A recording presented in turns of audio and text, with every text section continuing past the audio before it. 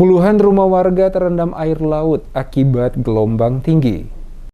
Angin kencang disertai gelombang tinggi sejak 3 hari belakangan ini mengakibatkan sejumlah rumah warga di pesisir pantai di Desa Wayame, Kecamatan Teluk Ambon terendam air laut akibat dihantam ombak dalam Teluk Ambon. Selain menghantam pemukiman warga, angin kencang dan gelombang tinggi dalam Teluk Ambon menyebabkan puluhan speedboat yang melayani rute Mardika tujuan Poka dan Wayame tidak dapat beroperasi dan hanya terparkir di depan dermaga. Sejumlah fasilitas umum serta rumah warga yang tidak jauh dari bibir pantai dalam Teluk Ambon, Desa Wayame, menjadi sasaran hantaman gelombang hingga menyebabkan sebagian mengalami kerusakan. Ketinggian ombak yang mencapai 2 meter mengakibatkan air laut masuk ke kawasan pemukiman warga. Karena talut menahan ombak, tidak mampu menahan besarnya ombak. Desi, salah seorang warga, menuturkan angin kencang yang mengakibatkan gelombang tinggi terjadi sejak Minggu 25 Desember 2022 malam sekitar pukul 2 dini hari, di mana mereka harus ekstra waspada karena rumah yang mereka tempati menjadi sasaran masuknya air laut akibat hantaman tingginya gelombang.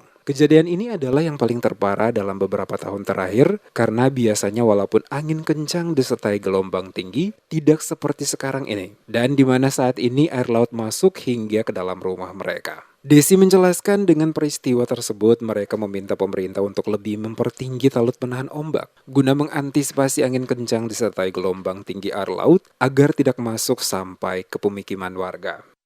Ini yang paling terparah dari beberapa tahun. Oh, berapa tahun? Biasanya cuma masih sampai situ, sekarang sampai begini, sampai di dalam. Sampai dalam ya? Ya, ini yang paling terparah.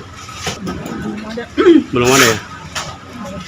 Belum ya? Pemerintah lebih melihat hal ini mungkin kondisi pantai atau tali penahan ombak mesti dilihat juga karena masyarakat pesisir pasti merasa khawatir dengan hal begini.